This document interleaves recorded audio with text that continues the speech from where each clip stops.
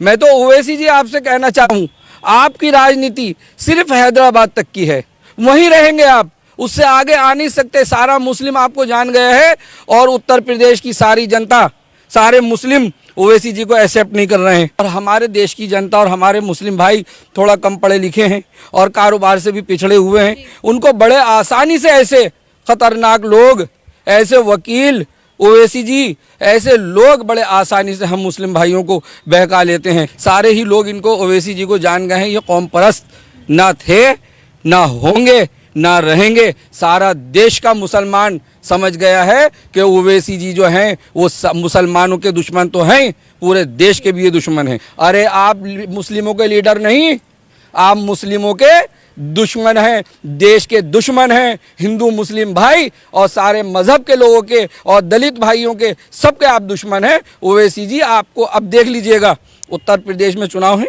देख लीजिएगा इनका क्या हाल होगा। इनकी राजनीति सिर्फ यही है कि फूट डालो, राज करो और हिंदू मुस्लिम दंगे कराओ, आपस में इनको मरवाओ, राज करो। तो ये इन बातों से बाज आने वाले नहीं हैं। मैं तो इनसे यही कहता हूं कि अरे सुधर जाइए और योगी आदित्यनाथ जी, प्रधानमंत्री नरेंद्र मोदी जी से सबक ले लीजिए। नमस्कार, आप देख रहे हैं ओ न्यूज़ हिंदी और मैं हूं आपके साथ आयुषी श्रीवास्तव। कुछ दिन पहले प्रधानमंत्री नरेंद्र मोदी ने देश का संबोधन किया और उन्होंने बड़ी ही सहजता के साथ माफी मांगी और ये भी कहा कि हम असफल रहे किसानों को बताने में। वही 3 कृषि कानून को वापस लेने के लिए भी प्रधानमंत्री नरेंद्र मोदी ने कहा। लेकिन ये बड़ा दिल मोदी सरकार का किसी को लगातार हजम नहीं हो रहा है। आपको बता दें, एक तरफ जहां राकेश टिकैत और गैंग एक तरफ महापंचायत कर रहे हैं लखनऊ में, तो वहीं दूसरी तरफ असदुद्दीन ओवैसी ने उत्तर प्रदेश में के बाराबंकी में एक ऐसा बयान दिया है जिसको लेकर अब बीजेपी बहुत नाखुश है। आपको बता दें, एक तरफ जहां पर सीए एनआरसी को लेकर लगातार 2019 की बात करें तो विरोध प्रदर्शन जारी था, तमाम दंगे भड़के, लेकिन उसके बाद एक बार फिर से असदुद्दीन ओवैसी ने मुस्लिम वोट बैंक को साधने के लिए कहा है कि जिस तरीके से कृषि कानून वापस लिया गया है भारत सरकार, उसी तरीके से सीए एनआरसी और एनपीआर जैसे कानून को वापस ले, नहीं तो उत्तर प्रदेश को शाहीन बाग बनने में देर नहीं लगेगी। इसी मुद्दे पर हमारे साथ ज्यादा बातचीत करने के लिए नाजिर अंसारी अमरोही जी हमारे साथ मौजूद है। सबसे पहले कि उस वक्त आप भी मौजूद थे, मैं भी मौजूद थे, हम सब मौजूद थे। 2019 दूर नहीं था जब दिल्ली में दंगे भड़के, कितने लोगों की जान चली गई। आज एक बार फिर से उत्तर प्रदेश में ओवैसी जी कह रहे हैं कि शाहीन बाग बना देंगे उत्तर प्रदेश को अगर सीए एनआरसी एनपीआर वापस नहीं लिया तो। सबसे पहले इस बयान पर आप क्या कहें? ये सारे दंगाई लोग हैं और चाहते ये हैं कि देश के अंदर दंगा भड़के और सीए को लेकर सिटीजन अमेंडमेंट बिल, नागरिकता में सुधार, ये कोई हमारे देश के लोगों के लिए थोड़ा ही है। जो देश का नागरिक है, चाहे हिंदू है, मुस्लिम है, सिख है, ईसाई है, यहूदी है, पारसी है, जो देश के अंदर रह रहे हैं वो सारे देशवासी हैं। उनके लिए तो कोई कानून है ही नहीं। ये तो जो घुसपैठी हैं, जो देश के अंदर घुसेंगे और उन पर जांच चलेगी और जो गलत लोग आएंगे उनके लिए ये बिल है। तो ये बिल और किसानों को लेकर के ये जो इनको कंपेयर कर रहे हैं, इनको बड़ा ज़बरदस्त मुझे अफसोस हो रहा है कि ओवैसी जी इस तरह की राजनीति, घटिया राजनीति। आप एडवोकेट हैं, पढ़े लिखे हैं, आप सांसद हैं और अहमदाबाद तक ये हैं, वहाँ तक हैदराबाद की इनकी राजनीति है और हैदराबाद तक ही ये रहे, आगे तो बढ़ने से रहे, क्योंकि इनकी राजनीति बहुत गलत है ये। और इस तरह से ये मुसलमान भाइयों को हमारे बहकाने की कोशिश ना करें। सारा हमारा मुस्लिम भाई, सारे हिंदू भाई सब समझ गए हैं कि इनकी राजनीति जो है एक भड़काने की इनकी राजनीति है। सिर्फ इनका काम ही ये है भड़काना। जैसे टिकैत जी को देखा आपने, किस तरह से राकेश टिकैत जी ने और कैसे हमारे झंडे का अपमान किया। हमारे देश के प्रधानमंत्री नरेंद्र मोदी जी देख रहे थे कि पूरा देश देख रहा है कि झंडे का अपमान, फौजियों को, हमारे जो देश के सुरक्षा कर्मी थे उनको किस तरह से इन्होंने खदेड़ा, किस तरह से उनको मारा गया। तो ये सारी चीज़ें देख करके और जब देखा कि देश का किसानों को समझ में नहीं आ रहा है और कहीं ना कहीं भारतीय जनता पार्टी के सारे कार्यकर्ता और हम सब ने अब नहीं समझा पाए जनता को, तो वो कानून वापस ले लिया। तो उस कानून वापस लेने से सीए का तो कोई मतलब बनता ही नहीं। अरे आपके देश के अंदर गलत लोगों को घुसाना चाहते हैं, यहाँ पर आतंकवाद फैलाना चाहते हैं, यहाँ देश का नुकसान कराना चाहते हैं, क्या चाहते हैं? ये ओवैसी जो है सिर्फ इलेक्शन का टाइम है और ये सिर्फ ये टारगेट बनाना चाहते हैं कि हमें मुस्लिम भाइयों के वोट मिल जाएं। यही इनकी राजनीति है फिलहाल। सर, एक कौम को किस तरीके से मतलब भड़काया जा रहा है ओवैसी जी द्वारा, क्योंकि उनसे तो ये भी नहीं, उनसे तो भारत सरकार ने कागज भी मांगने को नहीं बोला है। एक कौम को इस तरीके से भड़काना, उनको सुलगाना कहाँ तक गलत है? देखिए ये कौम के जो है चहीते नहीं है ये, और हिंदू मुस्लिम भाइयों के तो होने से रहे, ये तो दंगा भड़काते हैं कि हिंदू मुस्लिम भाई दंगा हो और हमें राजनीति का फ़ायदा हो, सारे मुस्लिम हमारी तरफ हो जाएं और मैं अपनी सत्ता में बैठ जाऊं और मैं सांसद बन जाऊं। ये बड़े बेकार और एक एडवोकेट, और इधर से ये इनकी जो बातचीत है, सारे मुस्लिम भाई और पूरा देश और सारे ही लोग इनको ओवैसी जी को जान गए हैं। ये कौम परस्त ना थे, ना होंगे, ना रहेंगे। सारा देश का मुसलमान समझ गया है कि ओवैसी जी जो हैं वो मुसलमानों के दुश्मन तो हैं, पूरे देश के भी ये दुश्मन हैं। क्या सर मुस्लिम वोट बैंक को सिर्फ साधने के लिए ऐसे भड़काऊ भाषण दिए जाते हैं? क्योंकि एक तरफ जहां पर वो ये समझ रहे हैं कि अगर इसके लिए मान गई है, कृषि कानून के लिए मान गई है, तो CNRC के लिए भी मान जाएगी आगे सरकार। आप देखिए कि देश के हमारे जो किसान भाई, जो हमारे अन्नदाता हैं, उनको लेकर के एक प्रधानमंत्री जी ने, भारतीय जनता पार्टी ने कानून लागू किया, और उनके हित के लिए क्या, देश हित के लिए क्या, और किसानों के हित के लिए क्या, और बहुत सारी अगर आप योजनाएं उठा लें किसानों को लेकर के, तो प्रधानमंत्री जी ने बहुत सारी योजनाएं, बड़ी शानदार योजनाएं उन्होंने निकाली उनके सहूलत के लिए। लेकिन अब और जो कानून ये नए बनाए और ये अपोजिट पार्टियां आकर के खड़ी हो गई, तो वो भी किसानों के हित के लिए कानून थे और इन्होंने भड़काया उनको, और हम उनको समझाने में, भारतीय जनता पार्टी समझाने में नाकाम रही। वो इसीलिए उन कानून को वापस ले लिया गया। लेकिन किसान तो हमारे देश के हैं, किसान तो हमारे अपने हैं। लेकिन CAA का कानून आप जो जिस तरह की बात कर रहे हैं, भड़काने की बात कर रहे हैं, वापस लेने की बात कर रहे हैं, अगर कानून लागू हुआ तो आप बता दीजिए कि कौन से हमारे मुस्लिम भाइयों को या हिंदू भाई को या सिख या यहूदी पारसी जो भी हैं, किसको दिक्कत आई, किसको कुछ कहा गया, किससे पेपर मांगे गए? तो ये चाहते हैं कि हमारे देश के अंदर लोग घुसते रहें, बेफजूल के लोग, हमारे दुश्मन हमारे देश में घुसते रहें और वो आतंक फैलाते रहें, और हमारे लोग, हमारी सरकार उनसे कोई पेपर ना मांगे, उनके आई कार्ड चेक ना करे, उनके पेपर चेक ना करे। ये सिर्फ भड़काने का काम करते हैं। और ख़ास तौर से हमारे मुस्लिम भाइयों को कि अगर ये कानून लागू हो गया तो आपसे ये पेपर मांगेंगे, आपके पुराने जो हमारे पुरखे गुजर गए उनके पेपर मांगेंगे, इसी तरह से। और हमारे देश की जनता और हमारे मुस्लिम भाई थोड़ा कम पढ़े लिखे हैं और कारोबार से भी पिछड़े हुए हैं, उनको बड़े आसानी से ऐसे ख़तरनाक लोग, ऐसे वकील, ओवैसी जी, ऐसे लोग बड़े आसानी से हम मुस्लिम भाइयों को बहका लेते हैं। लेकिन हम समझाने का काम बराबर कर रहे हैं, और हमारे मुस्लिम भाइयों की सब समझ में आ गया होगा कि ये कानून लागू होने के बाद भी, कानून बनने के बाद भी आज तक कोई दिक्कत आई हो, 2019 से 2021 2 साल हो गए हैं, अगर कोई दिक्कत आई हो तो बताएं। कोई दिक्कत आ ही नहीं सकती। जिस तरह से टिकैत जी ने पूरे देश में हाहाकार मचा रखी थी, ऐसे इन्होंने भी बड़े हाहाकार मचाई। इन्होंने जहाँ जहाँ बहुत जगह जगह प्रदर्शन करवाया और हिंदू मुस्लिम भाइयों को झगड़ा करा करके और बहुत सारे लोगों को इन्होंने मरवाया। ये तो सिर्फ इनकी राजनीति ये है कि किसी तरह से हम सत्ता में बैठे रहें और हम सांसद बने रहें। मैं तो ओवैसी जी आपसे कहना चाहता हूँ, आपकी राजनीति सिर्फ हैदराबाद तक की है, वहीं रहेंगे आप, उससे आगे आ नहीं सकते। सारा मुस्लिम आपको जान गया है और उत्तर प्रदेश की सारी जनता, सारे मुस्लिम ओवैसी जी को एक्सेप्ट नहीं कर रहे हैं, बता रहे हैं कि ये गद्दार हैं, ये देश के लिए गलत बात करते हैं, ये हिंदू मुस्लिम भाइयों को भिड़ाने की बात करते हैं। और कौम परस्ती की बात, कौम परस्त वो होता है जो अपनों को लेकर चलता है। कौम परस्त वो नहीं होता कि जो हम आपस में लड़वा दें और लड़वा के कटवा दें, उनके कारोबार ख़राब करा दें, आपस में मरवा दें, नफरत फैलवा दें। ऐसे काम ओवैसी जी का।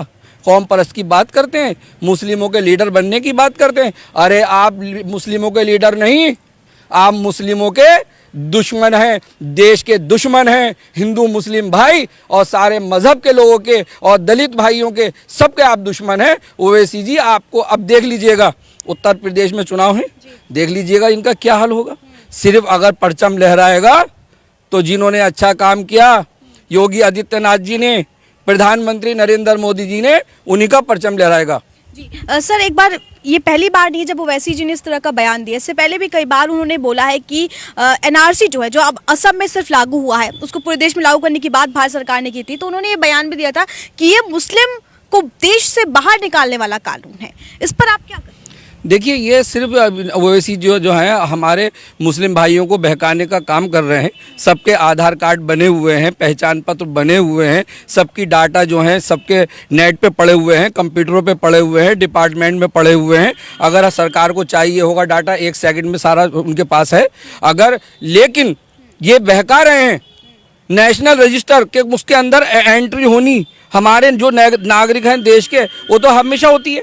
पहचान पत्र बनता है जब वहाँ पर एंट्री होती है, रजिस्टर में उनकी एंट्री होती है। अब आधार कार्ड बनता है, उसकी इंक्वायरी होती है।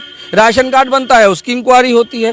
अरे अगर हमारे देश के अंदर ये देखा जाए कि कितने पारिवारिक लोग रहते हैं, कितने हमेशा से होती आ रही है, और अगर अब हो भी उसको ये मुद्दा बना रहे हैं, लेकिन अब ऐसा होने वाला नहीं है। सारा हिंदू मुस्लिम भाई सारा समझ गया है, इनकी नाकामियों को समझ गया है, इनकी नियतों को समझ गया है। आप देख लीजिए कैसे नियत है उनकी टिकैत जी की।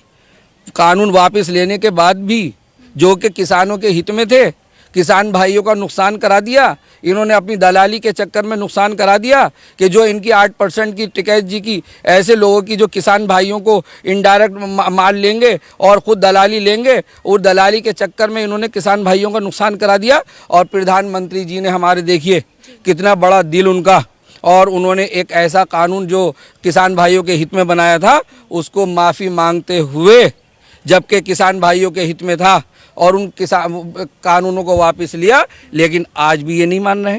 ओवैसी जी भी अपने बयानबाजी से नहीं मान रहे हैं, और टिकैत जी भी नहीं मान रहे हैं। तो ये टिकैत जी और ये ओवैसी जी और समाजवादी पार्टी जिसने हिंदू मुस्लिमों को वहाँ उत्तर प्रदेश में ऐसे दंगे करा करके मरवाया, और कांग्रेस सरकार ने जब से देश आज़ाद हुआ आज तक 50,000 दंगों में हज़ारों हिंदू मुस्लिम भाइयों को, लाखों हिंदू मुस्लिम भाइयों को मरवाया। तो ये इनकी राजनीति सिर्फ यही है कि फूट डालो, राज करो, और हिंदू मुस्लिम दंगे कराओ, आपस में इनको मरवाओ, राज करो।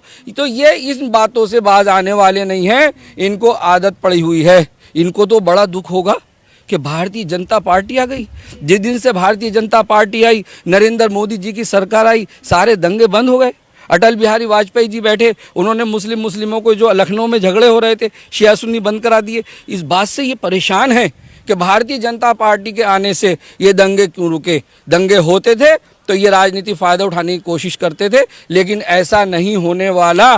सारा हिंदू मुस्लिम भाई अब देश के अंदर सुकून चाहता है, रोजगार चाहता है, और भारतीय जनता पार्टी सबका साथ, सबका विकास, सबका विश्वास चाहती है, और बड़े ईमानदारी से भारतीय जनता पार्टी काम कर रही है। सर आप भी एक मुस्लिम कौम से आते हैं, मैं आप ही से पूछना चाहती हूँ, इस कानून में ऐसा क्या है जो मुस्लिमों को इस तरह से भड़काया जाता है? इस कानून में ऐसा क्या है? क्योंकि ये तो सबके लिए है।